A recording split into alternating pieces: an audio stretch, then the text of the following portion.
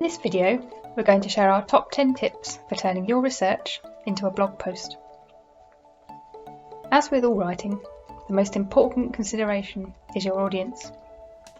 Different blogs will have different audiences and will require you to write your post accordingly. For example, for a departmental or subject-specific blog, you will probably be able to include more technical details than for a more mainstream blog. It is important to keep your audience at the forefront of your mind during the whole writing process. Consider what they might find interesting and informative, and how you could best explain each concept to them. Before putting pen to paper, think about your key message. What are the main findings from your research that you'd like to tell people about? Focus on a particular aspect of your research that you find exciting and that you'd like to communicate. Think about the most important points you'd like to get across.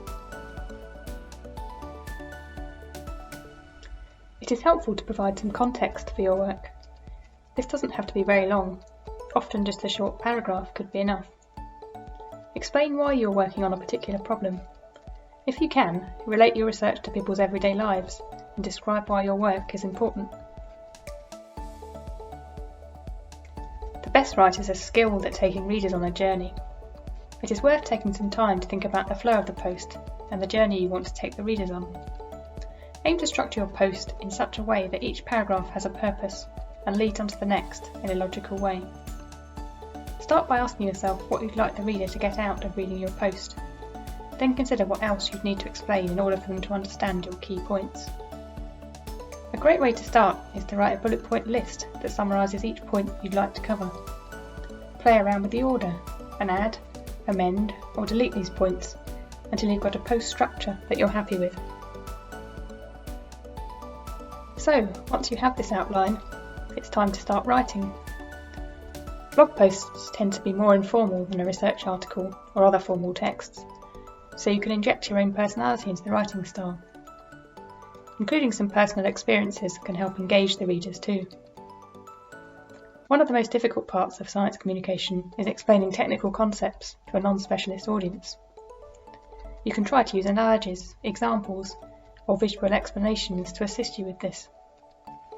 You can also break up the text by using subheadings, highlighted quotes, or call-out boxes. Aim to keep your text as accessible as possible by avoiding colloquialisms and slang. Try to keep acronyms to a minimum and always define them on first use. You'll need a feature image for your post. Ideally, this will be something from your research. If possible, try and find something that sums up your research in just one image. If you can, add further images throughout the post to help explain concepts, show results, and keep the reader engaged. A catchy title can help to grab the reader's attention. However, it is important to avoid hype when communicating your work, so always prioritise scientific accuracy over clickbait. Most blogs also feature a short strapline, usually one sentence long, below the title. Here you can provide a bit more information about the contents of your post. Something else to consider is other types of media. You can greatly enhance a post by adding video clips, audio, or interesting visualizations. For example, you could summarise your work in a short video, interview a colleague, show experiments or code in action, or give a tour of the lab. Blog posts are generally quite short, so it's nice to provide a selection of links for readers if they are interested in finding out more. You could link to your published work, conference posters, or personal or university webpage. So, you followed steps 1 to 9 and you have your draft. What next? It's a good idea to try and read your post again with fresh eyes, so perhaps come back to it after a day or two.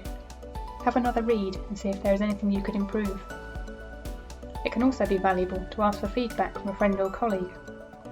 Ideally, the person would fit the demographic of your intended audience, so could spot anything that needs further explanation.